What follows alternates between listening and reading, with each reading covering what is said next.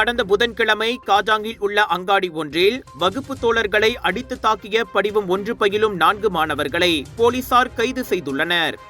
தனிப்பட்ட பிரச்சனைகளால் மாணவர்கள் ஒருவரை ஒருவர் அடித்துக் கொள்ளும் காணொளி வலைத்தளத்தில் வைரலாகி வருகின்றது.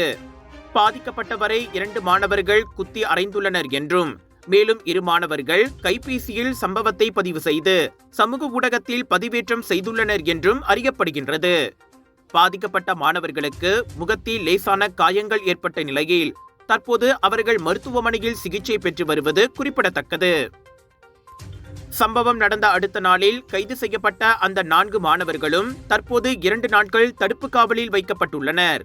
இந்த வழக்கு குற்றவியல் சட்டத்தின் கீழ் விசாரிக்கப்பட்டு வரும் நிலையில் மாணவர்கள் சம்பந்தப்பட்ட எந்த ஒரு குற்றவியல் நடவடிக்கைகளிலும் காவல்துறை ஒருபோதும் சமரசம் செய்யாது என்று காவல்துறை தரப்பு கடுமையான எச்சரிக்கையை விடுத்துள்ளது.